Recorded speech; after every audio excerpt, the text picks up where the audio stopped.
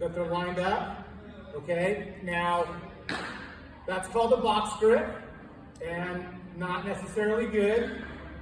That is too far, right? The knuckles that I'm knocking with are, if those are lined up, that's restrictive, right? And so what we just want somewhere in the middle. Okay, so think about the knuckles that you knock with are lined up where the kids aren't wearing rings, but where your ring would be. So if you look at the knuckles that you knock with are lined up, that's very standard at every level.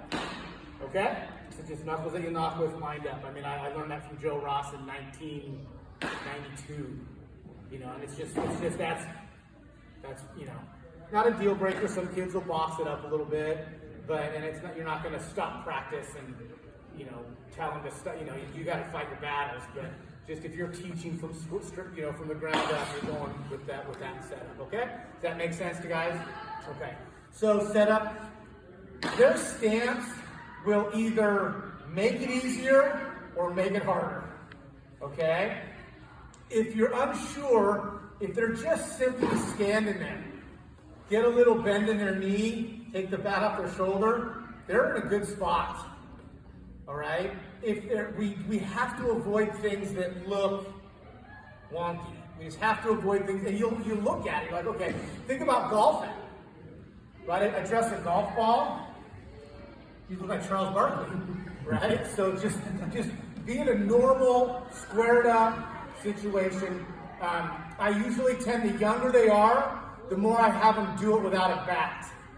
Because the bat in their hand will get them all. So I get them, okay, we get into our stance.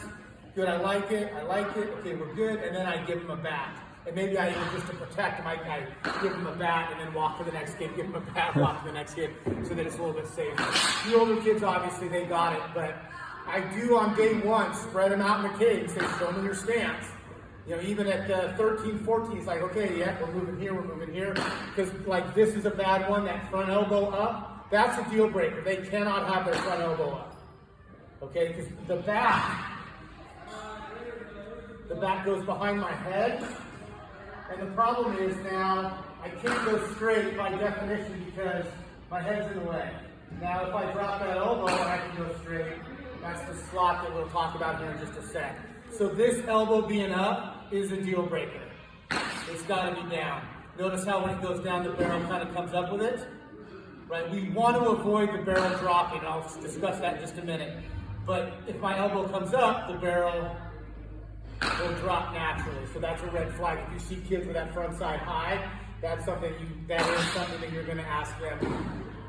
There's things they can do, but that's a deal breaker in my mind. That makes their life really hard if they don't have that mindset, okay? Okay, let's keep moving forward. What we call is your approach to the ball, okay? We've got two versions of this. We'll talk about the more normal version, which is going to be about 11 and up.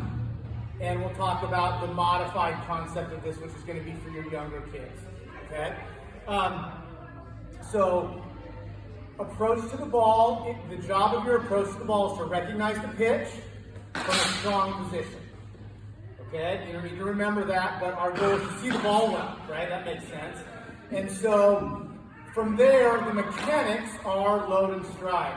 The load is the movement of my hands going back pre-pitch. We're going to keep it that simple. There are about 6 different variables to the load that we work on as kids get older. But for right now, if you can get them keeping their shoulders somewhat on line and moving their hands or even their body, you're getting a long ways with it.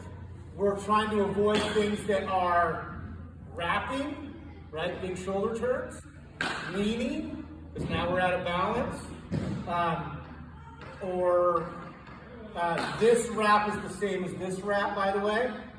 That internal rotation is a tough one for us because it leads to external rotation to start the swing. And we'll talk a little more about that when we get the back path. So that load is just a simple going back movement. If you're looking for it to be perfect, we're going to be scap loading and different kinds of movements. But right now, these kids are just simply doing a little backwards movement. Now, the key is when, right? That load needs to be matched with the load of the pitch. So if I'm in soft toss, we're going to load stride.